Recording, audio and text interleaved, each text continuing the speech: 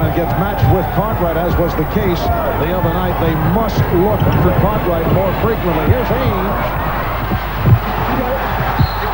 And kicked out by Duckworth. Well, each team will try to find the advantage in that matchup. For Chicago, they'll try and pound it down low inside when Robinson comes on the floor and matches up.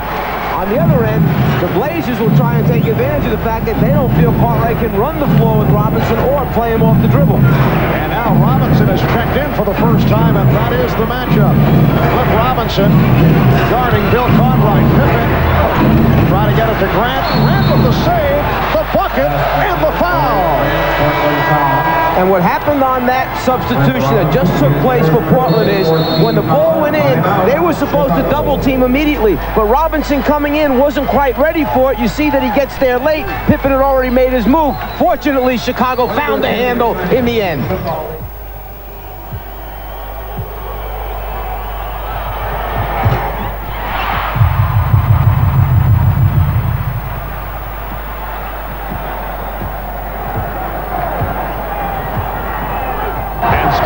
Has come on for the first time. Horace Grant missing that free throw, not able to complete the three-point play. Bulls lead by 11, 2.5 to go in the first. Drexler. That's his fourth field goal. Good start for Clyde Drexler. He has 10. Here's Pippen sweeping down, trying to feed Grant. Porter off the steal. Ainge for three. Rebound, Robinson lost it to Grant. Paxson and Jordan now work the backcourt. Jordan tried the three-pointer. Scott Williams with the box out of Buck Williams. What the fans can look for is that both stars will be doing a lot of shooting tonight, especially because it's the most important game. Buck Williams with his first field goal. The Bulls lead 33-24. That layup took place because Scott Williams is so shot block conscious right now. He left Buck just for a moment. He thought Porter was turning the corner, and Buck dove right to the opening. Buck Williams called for the block. Scottie Pippen looking very sharp here in the first quarter. No question, has the legs, looking for the shot, very much of the offense, has 11, and he'll go to the line. That last play, Porter starts to turn the corner. Scott Williams comes to block the shot, but he turns his head just long enough to leave Buck Williams, who finds the opening, dives. There's the pass, there's the score. Scottie Pippen had difficulty at the foul line Wednesday, missed two critical free throws, 1 for 4 overall, but tonight he is 4 of 4 from the foul line. Well, he was down on himself. He knew that he had to come back, and I wouldn't want to say redeem himself, but, you know, get his team off to a fast start, and that's what he's doing. He said, look, I played a bad game in game 4. I'm going to come ready to play and show my teammates I'm ready and lead the way.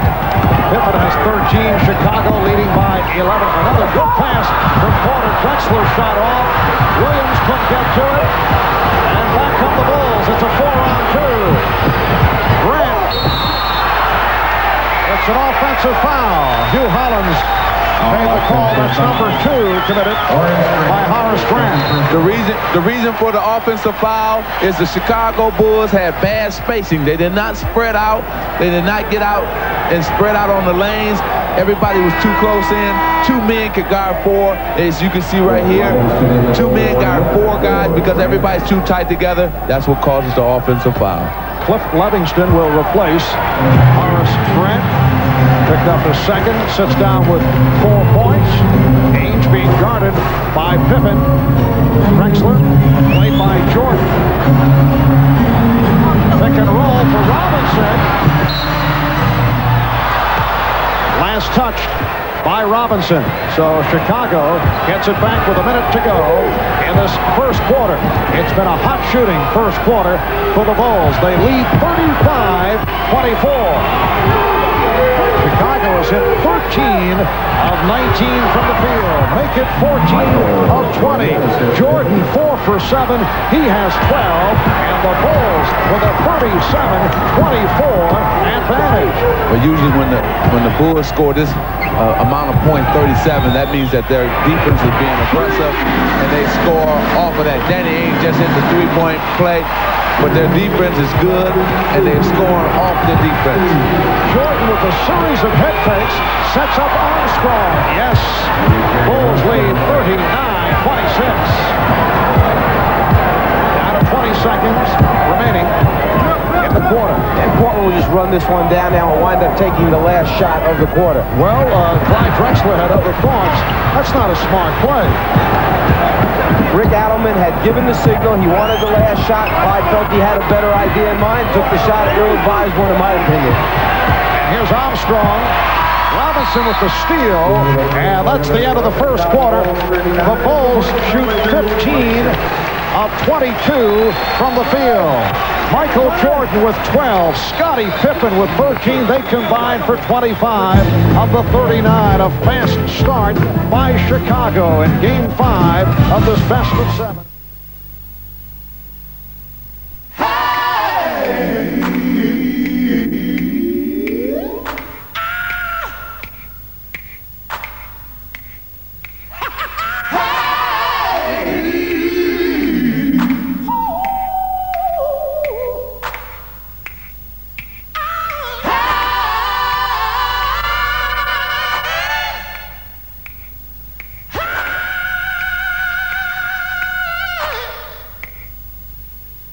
Let's take a look at some highlights of the second quarter, where the Bulls managed to maintain their double-digit advantage. Michael Jordan keeps his hot hand. He hits the jumper on 2 Blazers, but twists his ankle coming down, and the Bulls get a scare. Pippen over to Cartwright to beat the shot clock, and everything's falling for the Bulls. Jordan had his ankle taped up, and he gets ready to come back in and give it a go. And he shows no ill effects. He nails the 3-pointer, and the ankle seems to be fine as the Bulls build to a 17-point lead. The Blazers make a run at the end of the second. Duckworth rebounds. Out to Ainge. Ahead to Kersey for the fast break slam. Blazers within 11 as Drexler looks on with 4 fouls. And as Ainge misses the desperation jumper, the half comes to a close. Jordan has put in 27 to Drexler's 20. But Clyde the Glide has some foul trouble to deal with in the second half. The halftime score, the Bulls up by 12, 66-54. Now for some halftime stats. Jordan with a big half, putting in 8 of his 13 field goals for 27 points, as the Bulls shot a sizzling 62% to the Blazers' 49. And as we take a look at the highlights of the third quarter, the Bulls would jump out to a strong start again. First, Jordan in the corner for the J. Then Paxson from the same spot. And Cartwright down to Pippen.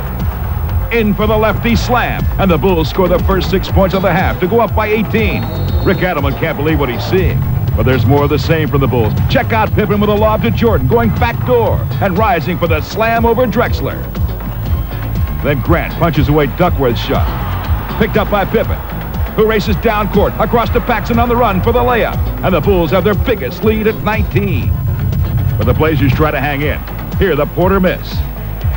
And Drexler comes from nowhere and jams it home for a spectacular play.